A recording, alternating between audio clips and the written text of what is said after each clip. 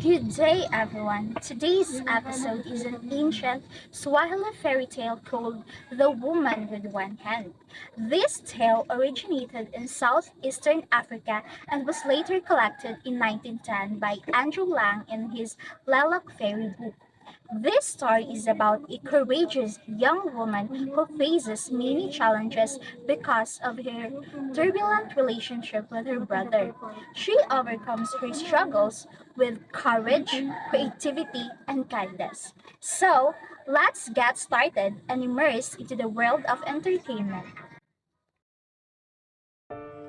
A man and his wife had two children, a young man and a young woman. It came to pass by that their father contracted a fatal disease, and knowing that the remaining days of his life were few, he offers his children to choose between his property and his blessing. The son wants his property, and the daughter chose to receive his blessing. Then their mother did the same as when she suddenly became very ill, knowing that the remaining days of her life were few. She offers her children to choose between her property and his blessing. The son wants his property, and the daughter chose to receive her blessing. To you, my dear daughter, I give my blessings for long life, good health, loving relationships, and prosperity. When the days of mourning were ended, the brother bade his sister put outside the hut all that belonged to his father and mother. I do not see why I should give my sister anything. I surely is no source of shame to give her what she was requested. When our parents asked us what we wanted for our inheritance, I was the one who asked to receive their property. My sister only wanted to receive their blessing. Now I intend to let her live on our parents' blessing, so she will appreciate the value of property. The young man saved only her sister a small pot and vessel in which she could find a way to eat. She supported herself by letting the villagers borrow her pot and did well. She also planted a pumpkin seed. This made her brother envious, and he stole them. But the pumpkin vine did well, and she sold the pumpkins and lived on that. Unluckily, her brother's wife heard all about the pumpkin tree. Her sister-in-law tried to buy one. Take this one and carry it back to your mistress, but tell her to keep the corn as the pumpkin's gift. Her sister-in-law tried to buy another the next day, but the young woman, who had just been but to look at her vine, told the slave that they were all eaten.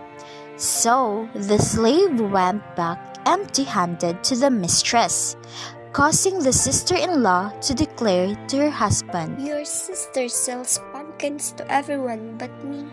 She told my slave that she has no pumpkins left." So it came to pass that the brother visited his sister and learned what his wife already knew. My brother, I have already given your wife my own pumpkin as a gift from me to you. The time for pumpkin has passed, now the vine rests. Although both my pumpkins came earlier, while the pumpkins still grow upon the vine, I'm sorry, but I can do nothing for you until they grow again. It may be that you can do nothing for me, but I can do something for you. If I cannot have your pumpkins, no one can. And so I will put out the roots of these plants of yours. Before you do that, you will have to cut off my right hand. The brother cut off her hand and saw the home she lived in. She went into the forest to hide there from him.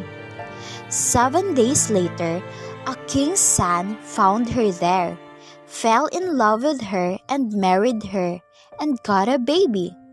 Then the king's son had to go on a journey. The brother heard of the bride who had only one hand and guessed it was his sister.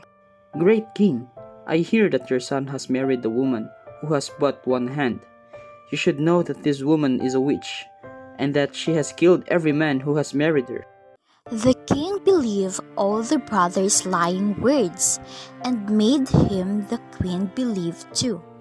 Together, they took counsel what they should do, and in the end, they decided that they also would put her out of the town. The envious brother that wanted to kill her forced to be content. In the forest, she sees a snake and sits very still when it begs her to let it hide in her pot. After another snake passes by, it brings her with him and tells to bath her baby in a pool. But the current suddenly swept the infant out of her hand and out of the inside. She did what the snake said and finds both the baby and that her hand has been restored.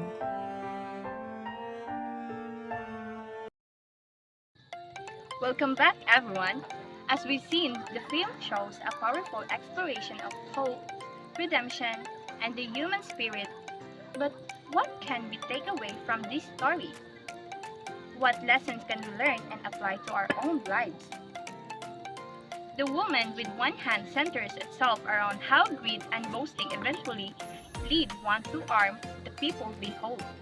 It also speaks about how being humble comes with rewards and fortunes that one cannot get through material possessions. So as we close out, let's remember that when life gets tough, remember that you're tougher. Thanks for watching!